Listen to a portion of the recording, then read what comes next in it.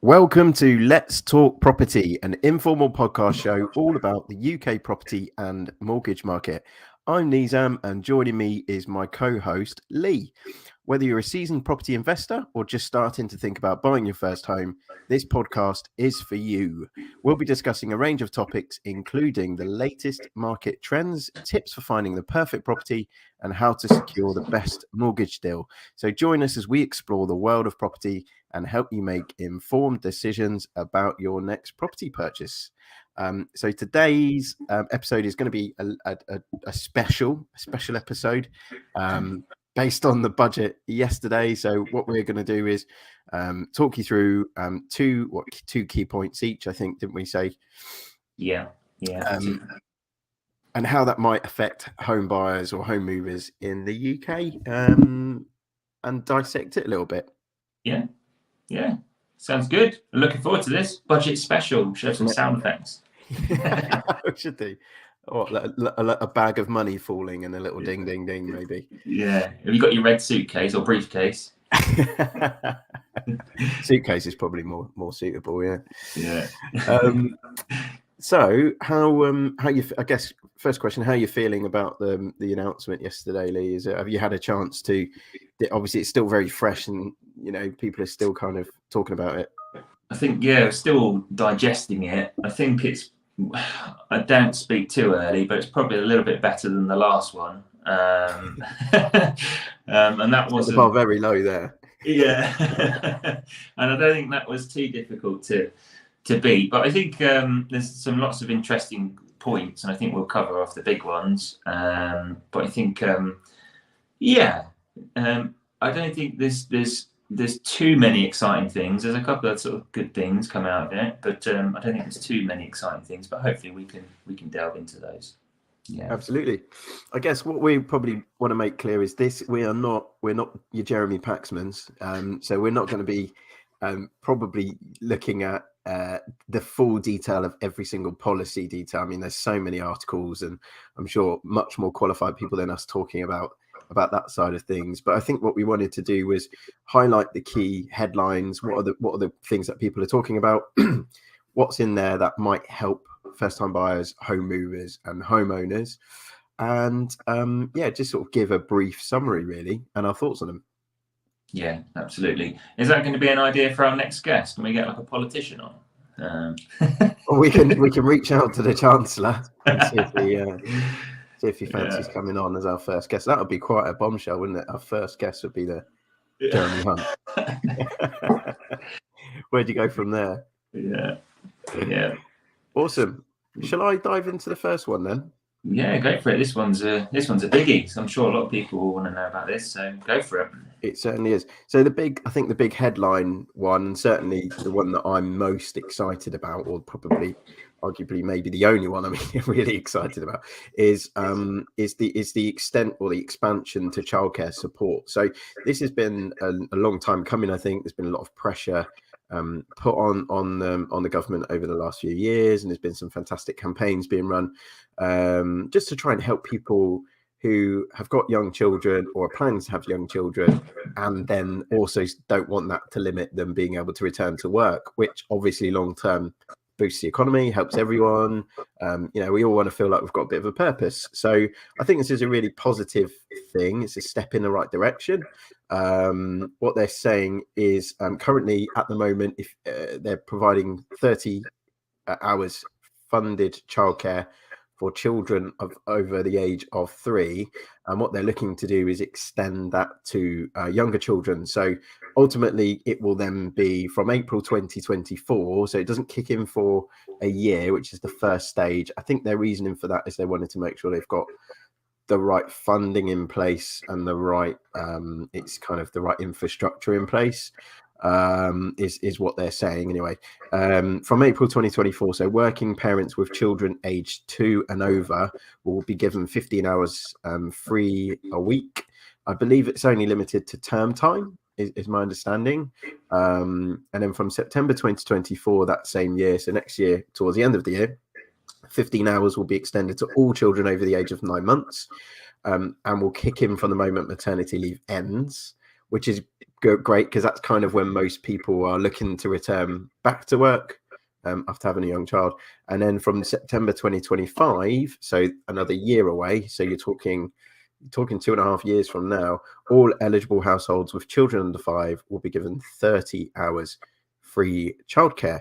So yeah, we obviously, for me having a young daughter, that is it's going to be helpful. That's huge, isn't it? It's a big statement. I think obviously I think that was one of the biggest struggle. I think you might have mentioned, I don't know if this was we're kind of one of the highest payers for childcare in the UK or something along those lines. I think we saw some stats, or I saw some stats not so long ago. It's the UK in general, or England, it might have been. Was some of the highest payers something for like childcare, wasn't it? Yeah, sorry. So something like 24% of our net income on average is what the average household spends on childcare. So you can understand why so many people I just can't afford to go back to work, especially with incomes not increasing over the last sort of 10 years or so. It's just not viable. So I think this is welcome support. I was reading as well, I think we're one of the most underfunded countries when it comes to childcare in the Western world. So again, I think there's a massive need for this kind of more funding in this sector, and ultimately, hopefully, everyone wins off the back of it. People can go back to work, the economy's more growing, and people are happier. Yeah, it makes absolute sense why they don't offer more support for childcare. As you say, it gets people back to work, and I can kind of see why maybe some people are hesitant to go back because of the cost of it, or go back to full time even, or coming from part time to full time, or even just going back to work at all. I can see why it's kind of like, oh, actually, it's going to cost us X amount in childcare. It doesn't seem worthwhile. But that's Absolutely. A really positive one. Yeah, I think it's a good one. So I guess in terms of home movers and home buyers, I think, where it might help people is first time buyers maybe saving for a deposit. It gives you a bit more income back in your pocket eventually when it kicks in. It also means you can get back to work and hopefully not only increase your income, but also eventually reduce your outgoings as well. So, and also perhaps it will people that want to perhaps have the choice to have a child and still be able to buy your first home. I think a lot of people are probably in the boat of, do we have a baby now, or do we buy a home, because we can't afford to do both. So with this support, hopefully from next year, that takes away that kind of decision. You can only do one or the other. You can have a child and still afford, hopefully, to save up and achieve your property goals. Yeah, that's great. No, that's fantastic, and it affects your mortgage borrowing, doesn't it? Right? How much you can borrow. Yeah, that's very good point. £1,000 a month on childcare when you're applying for a mortgage, it's going to have a big impact. So yeah, it's great point. Yeah. But yeah, I think, sorry, I've probably gone on a bit long there. But yeah, if you want to, I think that's probably the big headline topic, wasn't it, yesterday? Yeah, no, that's a big one. It's a good one. My one was the energy bills. So a very quick one. I'll probably only spend a couple of minutes on this. So it's more specifically around energy bills. Obviously, it's been a hot topic over the last probably year in particular. So energy bills, energy price cap, or the energy price guarantee has been extended. I think you made a great point earlier when we were talking about this off air, was it's been capped at 2,500, 2,500, keeping the cap at 2,500. But that cap is only on the average household. So the average sort of household bills and energy bills. It's not applicable to maybe larger properties, I suppose, is a better way to put it. So energy price cap remains until the end of June. So that means there's a little bit of a lid on energy bills for now, but obviously there's no plans for it in the long term. But for now, up until June, that's been extended. What I probably want to clear up as well, not to be confused by a lot of people are probably receiving an energy rebate at the minute. I think it's £66 and £67 rebate on their electricity and gas bills. This has not been extended and will end this month. So people who are paying energy bills and they're receiving a rebate, this stops at the end of the month. So I think when I read it, I got a little bit confused. It wasn't clear. I think it's not to be confused with the rebate scheme that does actually end at the end of the month. So kind of good news. Small savings, I suppose, to be made on the price cap. I mean, it's an absolute monster of a subject. I think I don't know what they're going to do with it moving forward.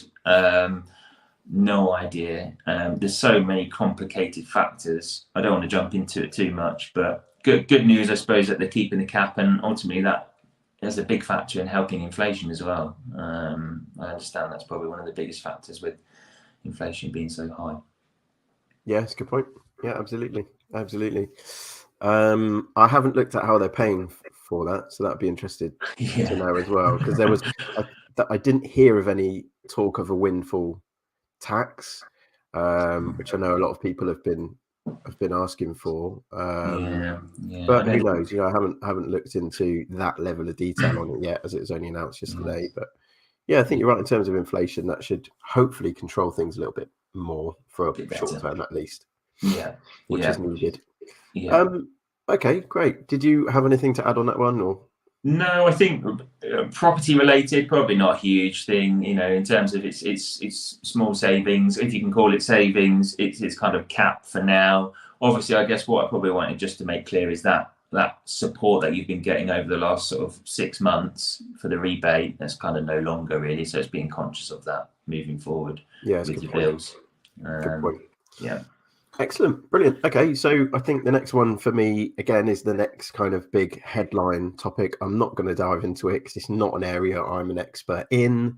And of course, I'm not a qualified pension advisor by any means, but I'm just going to read and share some of the detail that I'm aware of. So one of the big they always say with every budget, the Chancellor will pull a rabbit out of a hat. So it's kind of every Chancellor over the last kind of 20 years or maybe longer always saves what they call the rabbit out of the hat. So it's the moment where they can kind of say, wow, this is what I'm doing. And it's, gets a lot of excitement and talk.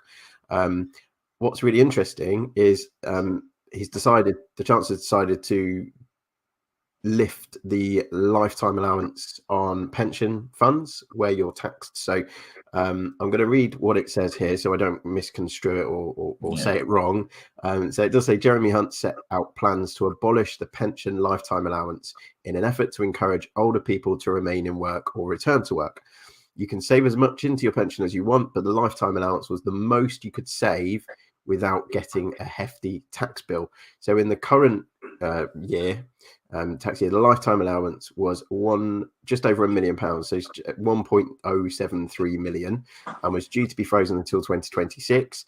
People were calling for that to be lifted to 1.8 million, I believe, 1.7, 1.8 million. But the Chancellor's gone one more than that, and he's completely abolished it at all. So I heard on the radio, talk radio, that this can save people who do have, and we're talking about a minority of people here, the top 1%, if you like, who do have pension funds of 2 million. It's going to save them £275,000 in tax. So really interesting that he's decided to focus on that. I think the reasoning behind it, the idea is that a lot of more senior NHS doctors were retiring early or coming out of work because of this reason. So this is aimed at helping those doctors work for longer without getting hit with the tax bills. However, obviously, as a result, it's also going to help the kind of the wealthiest in our society, who will also kind of benefit from this as well. So that was talked about. It seems like quite a controversial thing that's happened. I'm not going to give my opinion too much on it, but I think that is my understanding of that change, really. Yeah, it sounds like a good change. I think I don't want to dive too much because we're not pension advisors, but I guess the limit always will at some point need to rise anyway with people's salaries going up and everything else, I suppose. Yeah, I think generally it does. I think that was initially the current limit was capped until 2026, and then it was due to be lifted probably again at that point. Yeah, great, fantastic. Yeah, I think that's that one. So what was your last topic? My last one. This one was kind of is I guess as a whole, reviewing the budget and everything that's come up, we've had in the last day or so, property related. So there hasn't really been anything specifically property related in the new budget. I think we were saying just before it's kind of a bit of a missed opportunity for particularly with interest rates. They've gone up a little bit and then they've come back down, and obviously they're going up and down, but they've kind of overall they've risen over the last sort of six months, haven't they? So but I think the biggest obstacle is still first-time buyers. That Help to Buy scheme is kind of something that I think we've seen a bit of a gap for. There's no real schemes replacing that at the minute. And the Help to Buy was specifically on new build properties, and it allowed you it helped you. The government would provide you with an extra 20% or 40% if you're in London deposit towards a home, and there's nothing really that's as good as that at the minute, is there? Yeah, and it's interesting because at the start of this year, with the talk of property prices reducing, I was reading up today the OBR, which I believe is the Office of Budgetary Responsibility, have kind of reviewed their predictions for property prices. So they've adjusted its house price forecast for the country, actually suggesting that they believe values will fall across the land, the UK, I assume, by 10%, and transactions will fall 20% from their peak in the fourth quarter of 2022. So they're expecting, as they have been saying since the mini budget at the start of the year, that they're expecting fewer people to move and buy, probably triggered by the expectation that prices are gonna drop by 10%. So I think with that, and also with interest rates are quite a bit higher than where they were this time last year. We're seeing a lot of people paying a few £100 more a month and on just their mortgage, and with everything else factored in, that's really hitting people, I think. So so it does feel like a bit of a missed opportunity. And some new build developers have come out this year and said we're not going to build as many houses as we initially planned to. So again, they felt like there could have been something, in my opinion anyway, they felt there could have been something more to incentivize developers to build more houses, because we are a country that is significantly lacking on property stock, and we are growing, so there's always that demand. Maybe that's intentional, I don't know. Yeah, I think like you say, it is a missed opportunity, I think, to incentivize, particularly for the new builds. They're going up they're going up like crazy still, to be honest. So it does seem like a missed opportunity. Absolutely. There were no changes to the LISA, was there? Lifetime ISA. I didn't hear of any changes to no, I didn't hear anything about the lifetime ISA. No. We might see that in the next budget. Yeah, I guess just a reminder, and I think I've had a conversation with clients that I've helped, first-time buyers in particular, is from more specifically from the last budget, the stamp duty relief for first-time buyers. Probably more of a reminder, and it could be an episode in itself, but for first-time buyers, particularly buying in England, the stamp duty relief, where you pay no stamp duty. So stamp duty is a tax that you pay when you buy a property, and it can be a hefty one. If you're a first-time buyer and never owned a property before anywhere in the world, I must admit, and you're buying it as your main residence, you can buy it tax-free up to £425,000. So you can buy a property up to £425,000 without paying any stamp duty. So thought I'd just make people aware of that. It was extended until 2025, I believe. Haven't got the exact date, but that was in the last budget. It was extended. So just a reminder, really, for first-time buyers that you will not pay any stamp duty up to £425,000, which is a good. I don't know how long that will be around for as well. Obviously, if it's expiring in 2025, that's only 18 months till 2025, so it's not long really. So if you are saving, no pressure. Yeah, a massive help for people, first-time buyers in particular.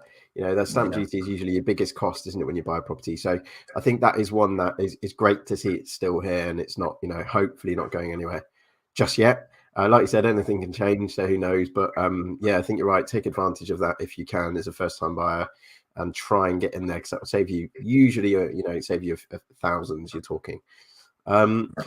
should we sort of touch on a couple of positive ones that were maybe our favourite sort of announcements? I think you had one lined up, and I've got one here as well. I think shall I share mine first and then go for it? Yeah, go for it. One thing I was really pleased to see is the fuel duty is frozen. So the planned increase of 11p, because it was expected to increase by 6p, and we've already got a 5p sort of reduction that was due to end soon. So that was going to increase. We were going to see 11p increase per litre in fuel. That's being cancelled this year.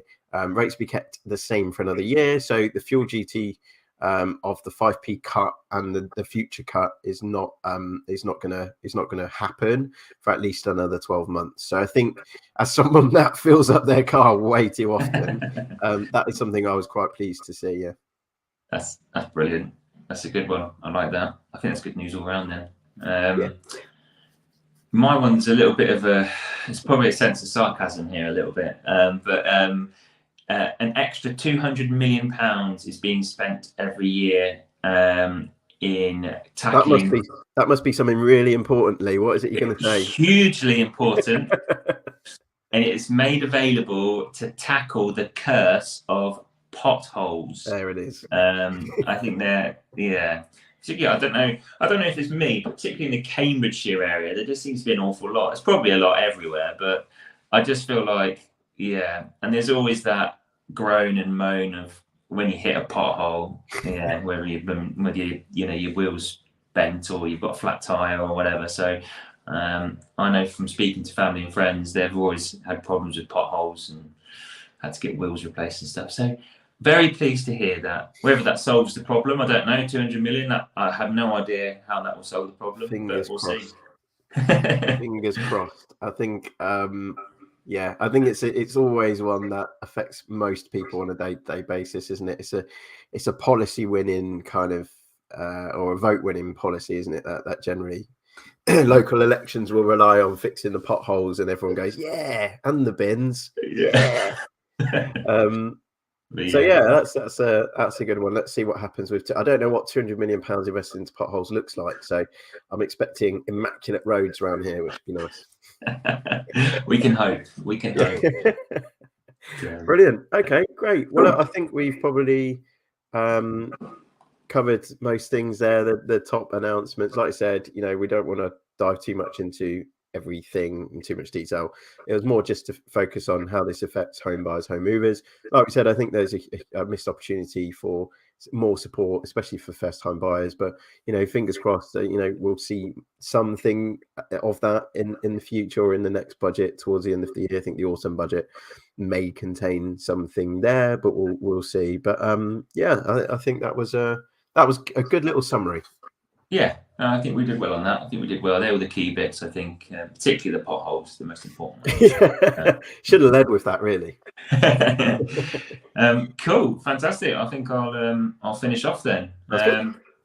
Thank you for joining us for an episode of Let's Talk Property. We hope you found the discussion of the UK property market informative and helpful. If you have any questions or topics you'd like us to cover in future episodes, feel free to send us a message. Don't forget to subscribe to the show and follow us on social media for updates and future episodes. Until next time, we'll see you in the property market. That was not bad. That was bad.